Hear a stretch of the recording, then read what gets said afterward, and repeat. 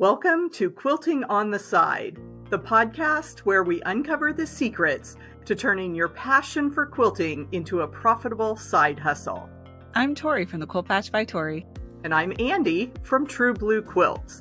And together, we're your co-hosts on this exciting journey of creativity, entrepreneurship, and all things quilting. We're here to help you navigate the world of quilt pattern design, course creation, digital marketing, and running an online quilt business. We've been through the ups and downs ourselves, so we know what it takes to make money from your favorite hobby. That's right, Tori. We're going to share our experiences on how we've grown our businesses while balancing family with other paying work responsibilities. It's not always easy, but it's definitely possible. Welcome back to Quilting on the Side. We are so appreciative that you are spending time with us. We have got an exciting episode today because we are going to dive into some industry trends, which is always good conversation maker topics. So, Tori, you went to H&H Americas in May of 2024. And so it's been a few months, but tell us what you learned from their State of the Industry panel. So I really, really love the panel. So at the State of the Industry, they had several different people on their panel. They had someone from a quilt shop, I believe it was a quilt shop, but from a brick and mortar, a wholesale distributor from the UK and the United States, and an influencer, and plus Abby from the Craft Industry Alliance. So they had this, that was the panel. And they were discussing trends. They were discussing what was working, what might be like needed in the industry moving forward, and those kind of topics. And I also went to the Handy Quilter survey, the quilter survey that they put out every year. I believe he was the CEO. Yeah, he was the CEO. I pulled up the blog post, so I had like all the little details in front of me. But he had addressed the survey, shared the information, like the data from what they were able to gather. And that was a huge, those two things that I went to, it was really interesting to see where the quilting industry is right now. And also I got to hear about the knitting industry and what was working in the knitting industry, which kind of gave me ideas about the quilting industry, which I hope many people took away from H&H. Yeah, there's a lot of crossover. I know from my background, when my mom opened her brick and mortar store, she stocked fabric and yarn. So from my very beginnings in this designer journey, I had my feet in kind of the two crafts, and you can switch back and forth. And I know there are a lot of quilters who also knit and knitters who also quilt. And, you know, everybody loves the textile fabric and yarn arts. So it's really fun to get those perspectives. And like you said, it can give you some insight. It's when you step out of your primary craft, you can get a lot of inspiration of how can I make that work for this industry. And I think handicraft, because we're all making things, like physical things. I think if you can find another industry like the knitting industry, I think it really is a great way to, like you said, get inspiration, because they are also hand making things. So they're not creating, they are creating new ideas, but they're also creating physical products out of those ideas, which I think is a big, important thing to take away. Because if you're looking for ideas in, say, a theory space, which can really lead itself to creativity or lend itself to creativity, but what's working for them may not work for a handicraft because they're not making a physical product. So I really enjoyed that part of H&H, having multiple industries, mainly knitting or yarn and quilting. I say yarn because I had knitting and crochet.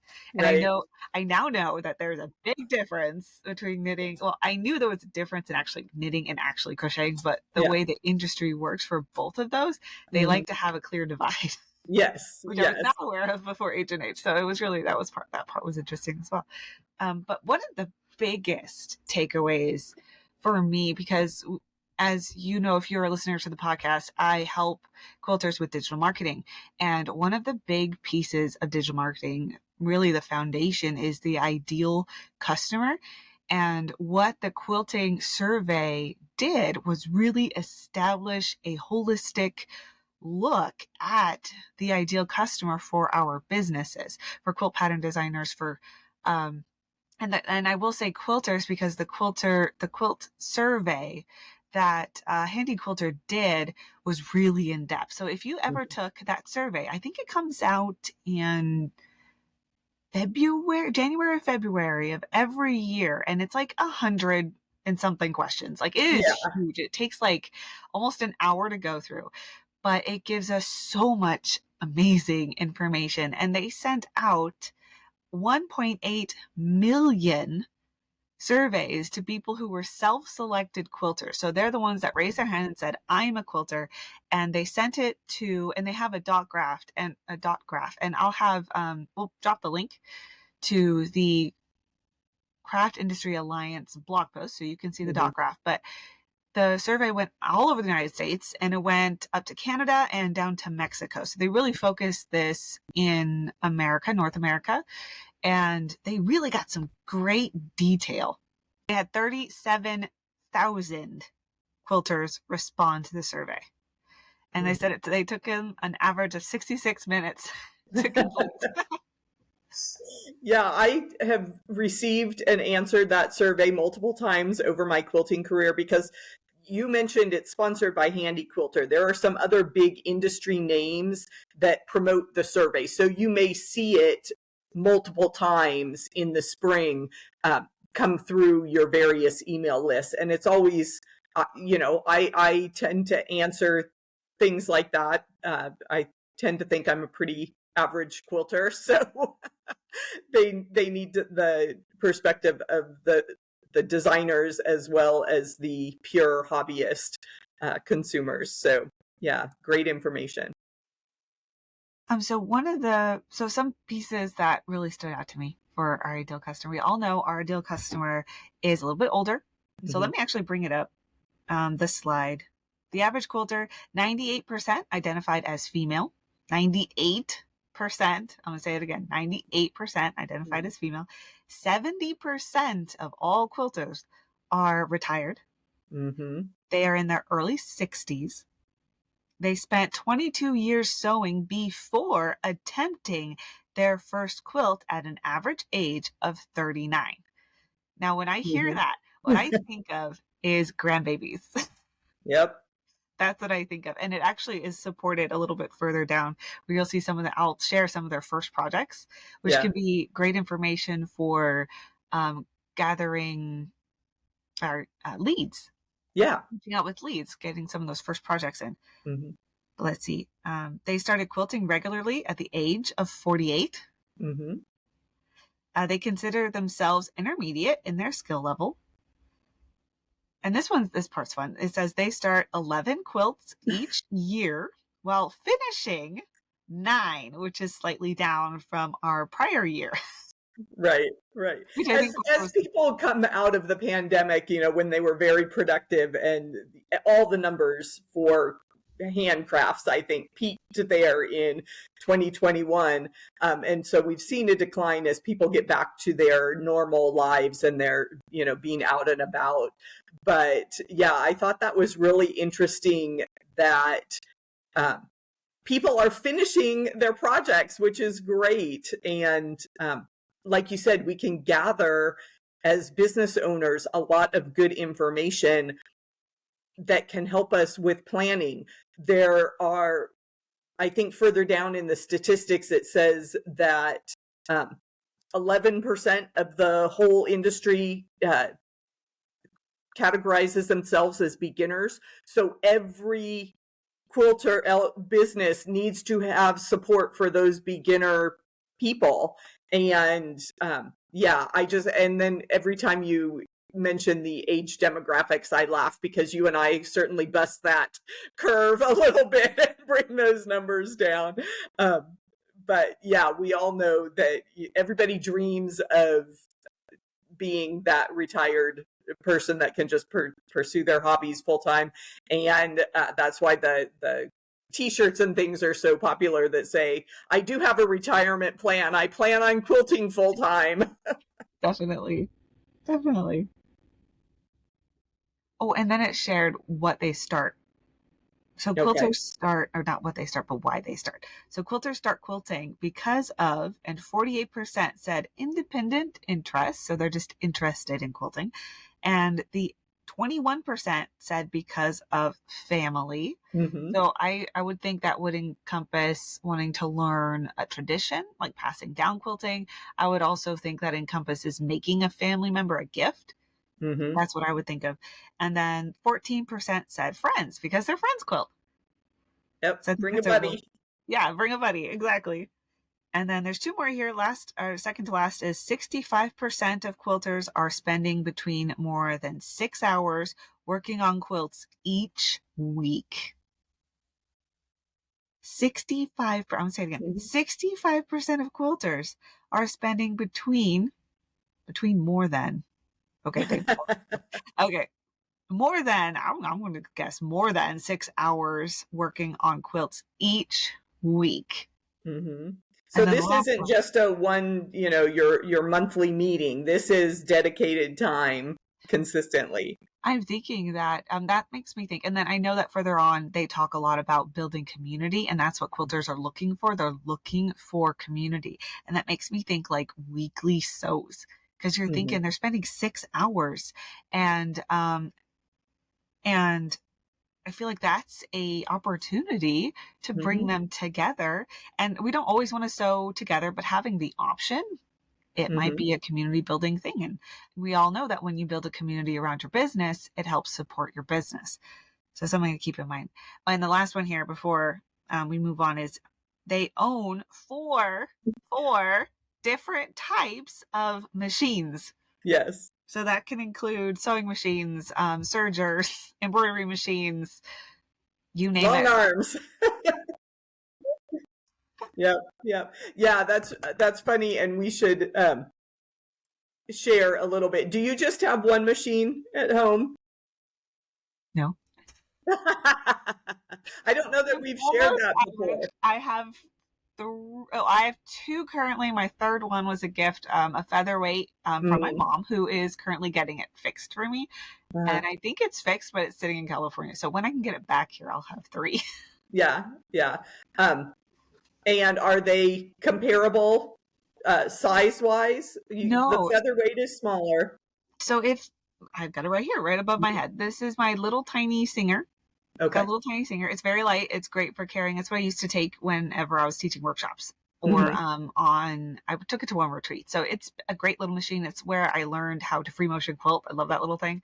And then I've got my main machine, and I'll just turn this so anybody who's watching YouTube can see it. It's Yep. uncovered right now. Uh-huh. I'm Yay. getting ready to maybe use it again. I'm not trying to put pressure on myself, but it's right there. It is a combination of a quilting. Well, it's quilting. It's considered quilting because it has a larger throat. It's a baby Mhm. lock journey, and it has Mhm. like a. I'm looking at it. I think 12-inch throat, like a little bit larger than your normal sewing machine throat, Yeah. and it's an embroidery machine, so it's Yeah. two in one. And then I had that featherweight, which was Uh-huh. made in like the 50s, I believe, Yeah. maybe older. My mom, Uh-huh. my mom told me, but I can't remember. And I think that's a important distinction for people that are wondering, how quilters collect all these machines. But like you said, they each serve a distinct purpose. I'm the same way. I have a small old Janome machine that's very basic, limited stitch numbers, but it's nice and small and I can carry it to classes and sew days and things. And then I have my larger baby lock. I have the Aria, and it is set up all the time. It's too big and heavy. I don't want to be lifting it in and out of the car. So it just stays set up at home. And then of course I have my long arms. So that's We're almost those there. are my three. I know my mom currently has several. She has at least four for sure. And then my sister has two. Mm-hmm. Um, yeah, she has two. And of course, my mom also has that long arm, which counts as Mhm. in her at least four. Do you know how many? That's as many quilters I can remember that have been in their personal sewing space. Do Yeah. you have any that you know have at least four? Um, no, I mean, there are a couple people that have that like collect featherweights that I know, and so they'll buy multiple featherweights just because they like the history of that.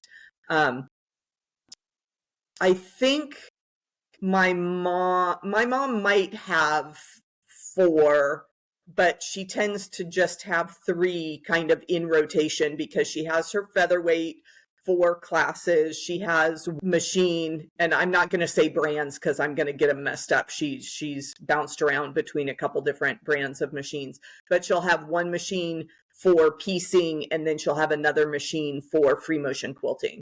She does all her quilting on domestic size machines. So she has tried the long arm. She's, years ago when I first started out, she would come over and play a little bit with it, but she never really enjoyed it. So, there's, if you enjoy domestic machine quilting, then stick with it. There's plenty of room in the quilt industry for all different genres. I do love it for small projects, but like I Mhm. am trained on, well, I'm going to get certified on a long arm soon. Yeah. But so what I want to do is kind of take that information and analyze a little bit. Hmm. So if we know that the average quilter has four machines and they're all used for different things, as a business owner, obviously we can look at the sewing machine industry itself, and that's going to be great for them. And for us as quilt pattern designers, as teachers, as long arm service providers, knowing that the typical quilter has around four machines that have different uses, that can be used for marketing. That can be used for your core content and bringing people in. So you can make, I'm thinking in a fun way to show I've got one for this, one for this, one for this. And just kind of being goofy with it. Hmm. Another way is tips. So let's say we know that most quilters like to travel somewhere with a machine. So having tips on traveling with a smaller machine, or how to use your smaller machine, or maybe how to prepare the smaller machine. And then I'm also thinking like goofy, if you're leaving your big machine, maybe you're saying goodbye to the big machine Hmm. for the weekend. But also having tips around how do you switch things between, how do you keep track of the thread that you're using on your travel machine versus when you get home and want to finish that project? How are you keeping track of your supplies? I mean, coming from a marketing standpoint, using that information to connect with your audience and showing that side of you that they also know and they can identify with. So if you have four machines, you can name them all and be a little fun with it. And that can be a fun way to connect. It can also be a great way to bring in some education, some tips. Any ideas pop up for you when you hear that the average quilter has four machines on average? No, just like you were saying, it's a great way to market and connect with people.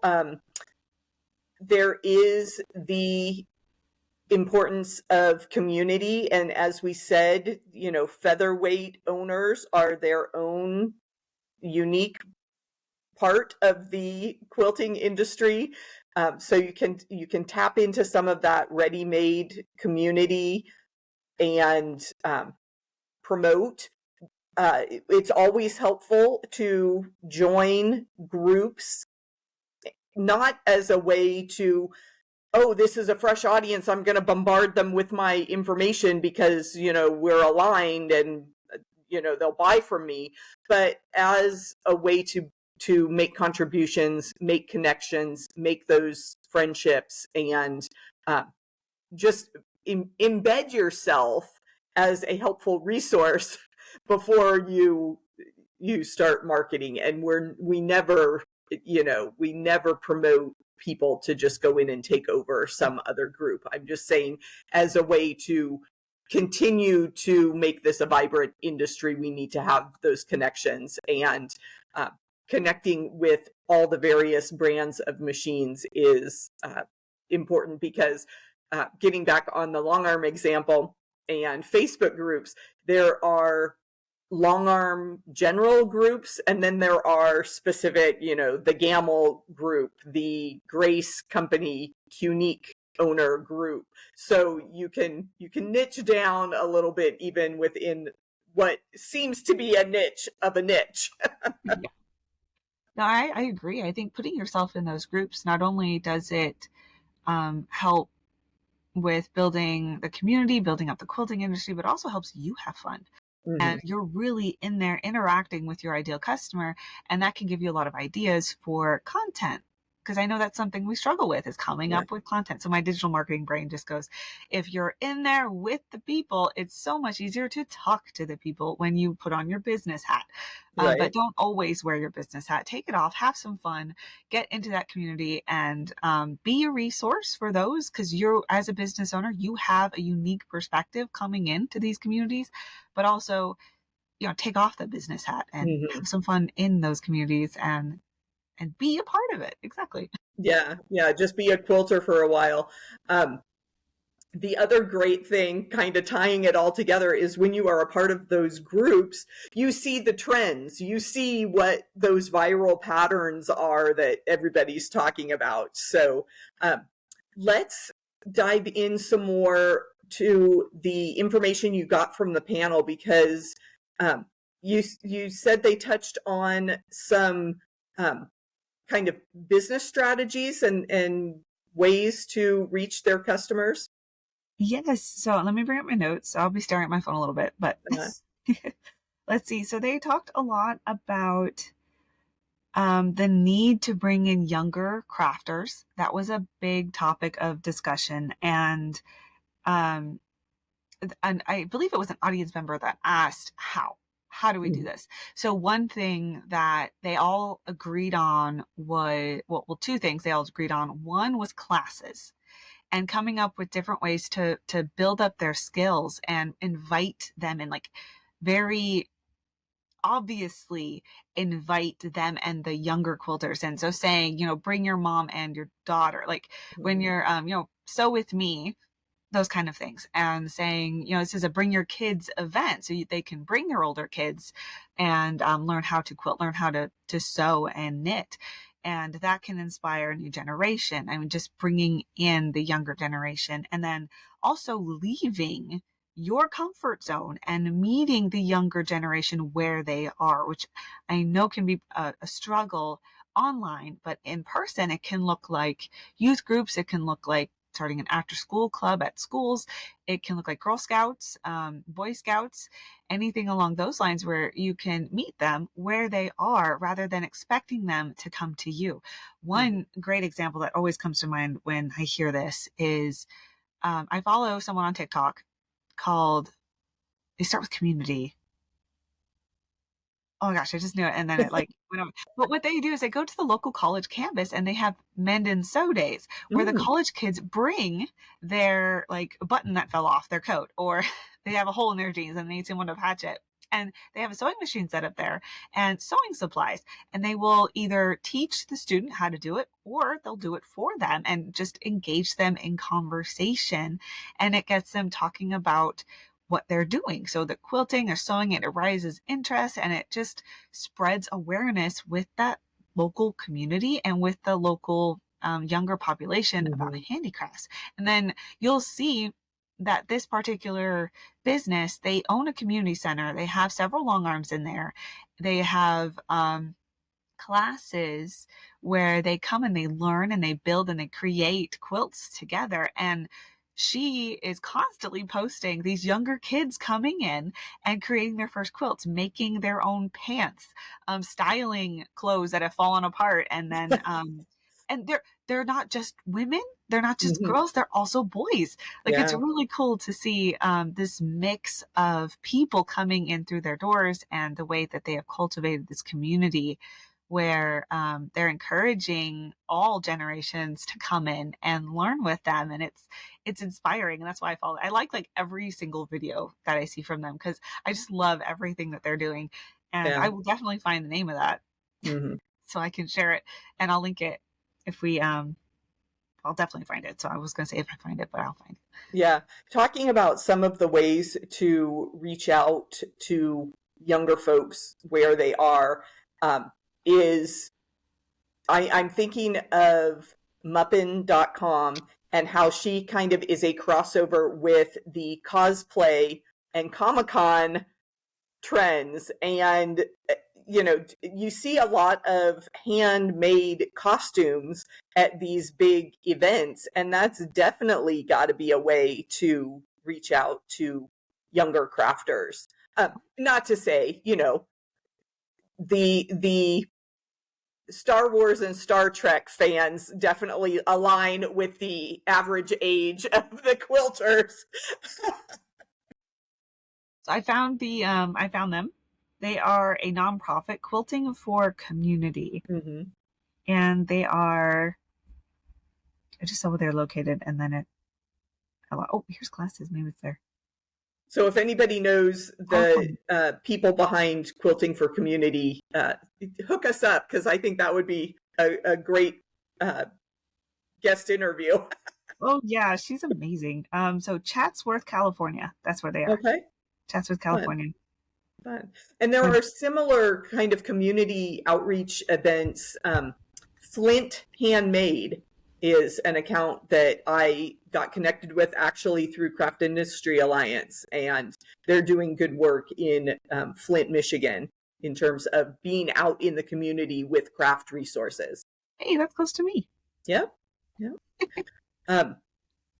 So what else do we want to talk about in terms of industry trends? I think you had mentioned classes as a topic from the panel discussion. Yes, classes. And the struggle, I'm trying to find the picture. Because I took a bunch of pictures of the slides because I was like, this is so interesting. I was so excited about the graphs and stuff. It was kind of silly. I'm almost there. But they were talking about how classes are going to be like a cornerstone of reaching a wider community, of bringing more quilters in, but also keeping quilters interested. And they seem to really enjoy beginner series, really big. So helping that beginner support. And that can be online. That can be through your core content, such as video, on YouTube. It can be blog posts, any kind of beginner support that you're wanting to give. They're seeing that being very, very beneficial throughout the whole industry. And then they talked about project-based classes. They love project-based classes. One of the examples was a knitting sock. Mm-hmm. So this was a knitter sharing this, but she did knit a pair of socks with me, and they brought their kids. So they were knitting socks together with their, some brought their grandkids, some brought their kids, and it became a whole event, but they taught them how to make a sock. Yeah. The other, tying into the class information with reaching the younger crafters, is the importance of holding classes nights and weekends, because and you and I both know, when you work full time, when you are not in that retired demographic, you generally do not have availability from 10 to 4 Monday through Friday, which is when a lot of quilt stores are open and holding classes, is they'll have a Tuesday group that meets. Well, I can't be there for, I can't take time off work every Tuesday to come to a quilt group. So I find that very encouraging as an instructor who is only available on the weekends, that people are very appreciative if they are still working and they do have those classes on the weekends, or 1 or 2 nights that a shop can stay open later to accommodate the working population. And I think it's important to note that you can have a lane, like you can be the afternoon, like the shop that hosts the retirees that can come during those times, or you can have you can be the shop that supports the younger demographic that doesn't have the time to go. Like you said, we can't take off work in the middle of the day on a Tuesday.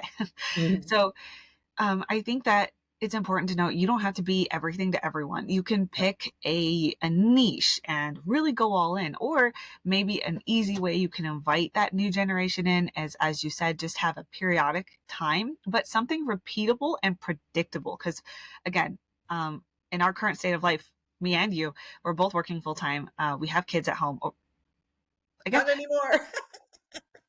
but like we need to plan, right? We have to have a plan. So Yeah, having yeah. a consistent schedule for, every third Tuesday night is going to be come sew with me for mommy and me sewing. Mhm. And then it's like, okay, so every Tuesday, that means I could tell my daughter a month in advance, you're coming to quilting class with me. You're Yeah. going to love it. We're going to make X, Y, Z. And Mhm. then we can plan ahead and make sure we've got babysitting. We've got nothing planned for that night. We can set that night Yeah. aside and make that time. So I think it's really important that if you're going to open that up, having it be consistent. Yeah. Um, yeah, that was something that was also kind of discussed. But it's Mhm. also, you want to meet them, I think, where they are. I think it follows the same trend when we're talking about younger generation, not just the kids, but also those that are like around 35 to 40. We Mhm. have disposable income. Yeah. Yeah. We are Your kids may looking be older, so your schedule may be a little more open to exactly when our doing things kids for hit. yourself. Right, when our kids, like my oldest is now 6, and I'm like, I have some free time, especially because my 2-year-old just loves my Yeah. husband. So like that kind of helps. So I've got a little more free time. I've got a little more disposable income because I am still making a good amount of money as a 35-year-old. I'm more established than I was when I was in my 20s. So again, disposable income, that's something that we need for the quilting industry, and being able to kind of tap into that market. You've got to meet us where we are, and where we are is on our phones. I Yeah. hate to say that, but like we don't have enough free time to go places, but we have enough to sit down and learn a handicraft. Yeah. And I think that that is important to keep in mind, is where are the 35 to 40-year-olds? How can we Mhm. meet them where they, right before they hit that, I want to make my first quilt, so that we are top of mind as an Mhm. option of making Yeah. a first gift for child, niece, nephew, grandkid that might be coming Right. later on. Yeah. One of the interesting things that jumped out at me that Craft Industry Alliance highlighted in their summary of the survey was that people are looking for free tutorials and inspiration on video slash YouTube. So this season, we talked to a YouTube star, Sean from The Guy Who Sews. So go back and listen to that episode if you're thinking about getting started on YouTube.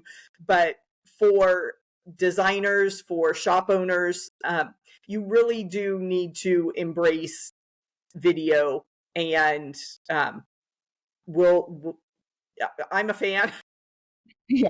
of being on video. I think it can do great things, whether it's short form, Instagram, TikTok, short videos, or the longer form tutorials.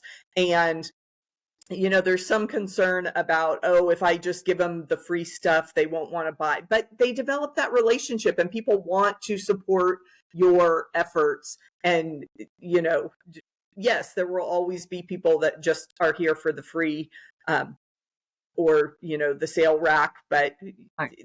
there's a wide range. And like you said, if you make that connection, if you start that relationship, as people grow and have money to spend, you will be top of mind and they will be ready to support you. So come join us on video. I'm thinking that when you say join us on video, and with everything else we've talked about, so something that came to mind was hosting just a sew night. Mm-hmm.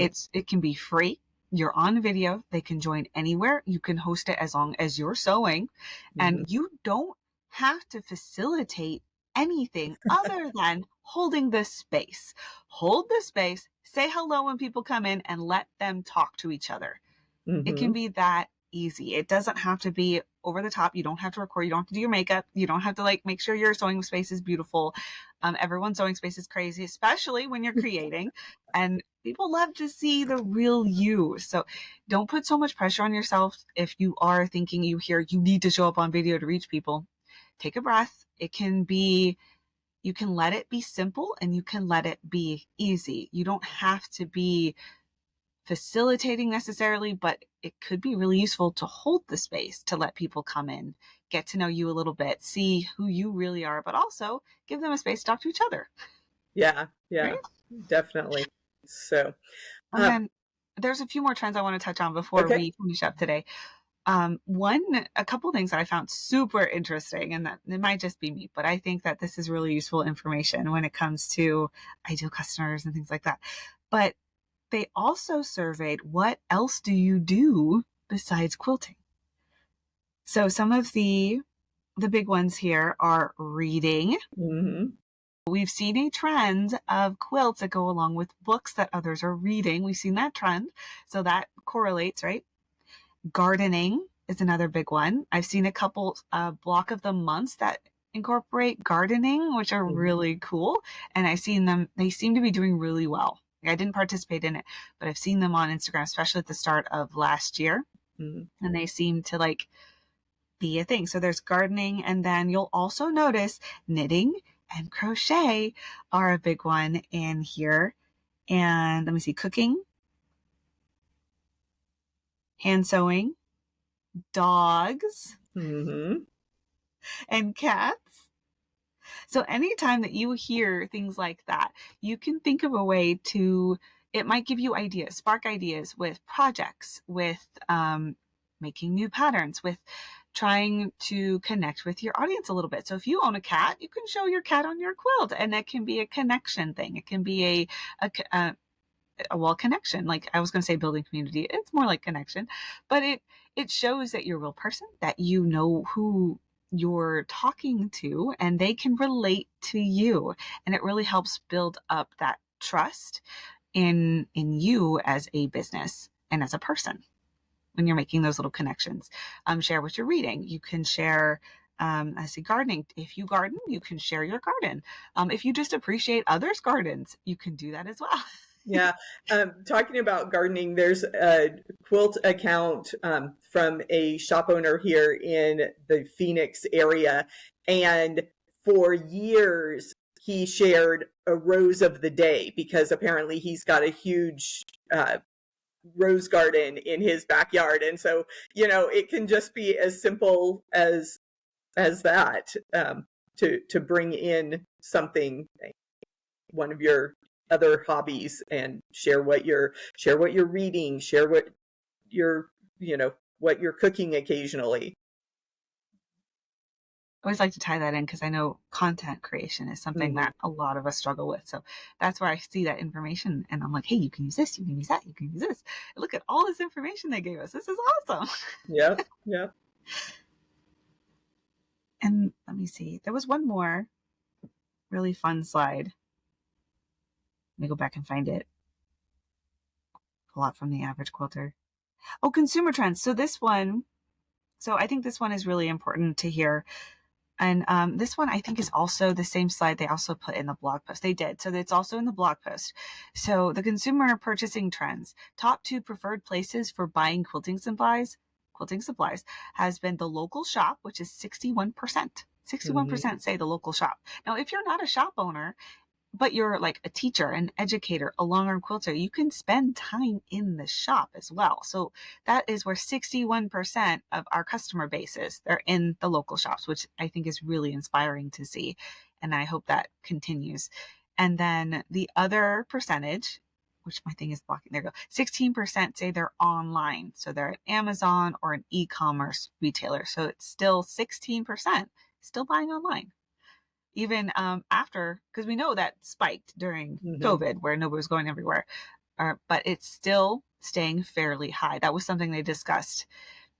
And I think the question answer after the survey. Mm-hmm. And then it goes on to say the top 2 places most frequently shopped for fabric and thread is also 48% still say the local quilt shop. 25% say online for Amazon or e-commerce retailer. And then top 2 places most frequently shopped at for other quilting supplies is online, which is 36% online. And then the local shop is still 30%. Mm-hmm. So Yeah. anytime you can get into a quilt shop, I want to be like, yes, go share your work, go share what you're doing, talk to the people there. And just find a way to be there. Even if it's you're Yeah. shopping for yourself, talk to somebody when you go and be in that community, because that's where our customer base is. Yeah, definitely. And you were talking about content ideas. Snap a shot of you going into a store, because that cross promotion is going to be really helpful. You can tag your local shop every time you post something. Hey, I bought my fabric for this project at XYZ store. And it really helps. The more we can do to keep our local shops in business is going to be good for all of us. So great 100%. reminders. Go local shops. We love our local shops. Yep. So those trends are fabulous. Great things to keep in mind, understanding our customer, getting some ideas of how we can tie in our business efforts to the industry. And just a reminder, yes, they'll put out the survey again. I'm, highly confident in 2025. And there are other trend reports that will come out at the end of 2024 to help us get ready for 2025. But we can take a look at those for a future episode. But thanks for sharing all your insights, Tori. That was fabulous. Yeah, thank you for letting me talk about it. I love this stuff. Yeah. Oh, and if you want to see the slides I got pictures of, we have just opened a brand new community on Patreon. You can join for as low as $5, and I will be sharing all of the slides I got with a short summary of each one, talking about what I've gleaned from it inside our Patreon. You'll also find resources for your business and some really cool bonuses where you get one-on-one time with Andi and I in a group setting. So go ahead and check out our Patreon, because we'd love to see you in there. As you know, this is free for you, but it is expensive for us, and we would love to continue to provide you with some really valuable resources. And I think this is going to be a really great way to do it. Yeah, thanks so much for being with us for our Industry Trends episode. Talk to you soon. What a great discussion. If you enjoyed this episode of Quilting on the Side, please leave us a review on whichever platform you're listening. It can be iTunes, Spotify, or even our YouTube channel. And hit the subscribe button so you don't miss our next chat. Until then, remember to have fun in your business and do a little quilting on the side.